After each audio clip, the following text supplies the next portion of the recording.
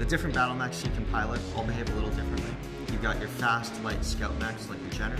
They're really quick, they can get really far, but they can't take quite as much punishment, so you have to be careful when you get hit and what kind of position you put yourself in. There's the larger ones like the Atlas, which is your big, huge weapon build. It's got like one of everything and it's impossible to kill.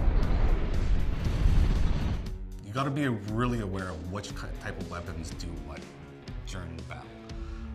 Energy weapons generate large amounts of heat, and when your mech approaches critical heat levels, it will automatically shut down. When you're shut down, you cannot fire back, you cannot move, you can't do anything until it decides to power back up after cooling off. Now, this is something that you can take care of in either the Mech Lab by adding more heat sinks, or you can take advantage of our weapon groups, so you're not firing your lasers non-stop.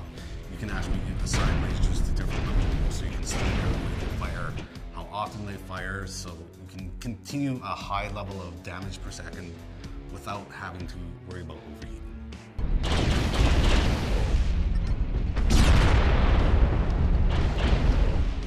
One of the other important things first time you step in the game is you notice you're in the cockpit of this giant walking war machine. You've got your cockpit readouts on the panels, you've got your HUD showing you extra information, and you move the mech, not yourself.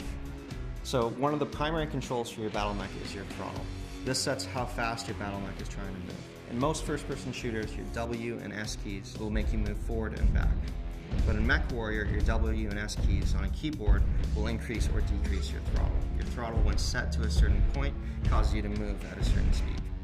So in piloting a battle mech, you can't stop right away. Your mech has momentum and speed and throttle.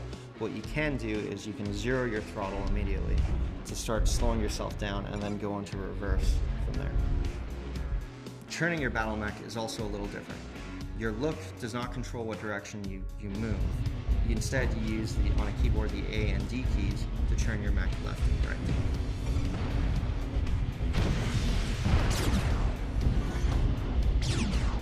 There's a couple of advanced pieces of functionality to your battle mech. You can hit the C key to center your torso and regain your orientation at any time.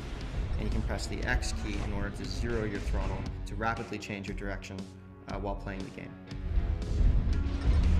So the biggest difference from a traditional shooter is that your upper body and your lower body move separately. So you don't always move in the direction that you're looking. It's kind of like piloting a giant walking tank.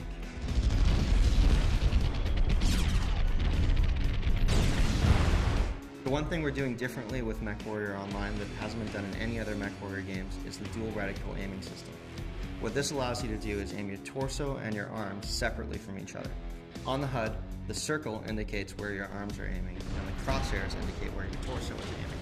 The circle moves a lot faster than the crosshairs, letting you basically aim at things before your torso can actually turn to reach them.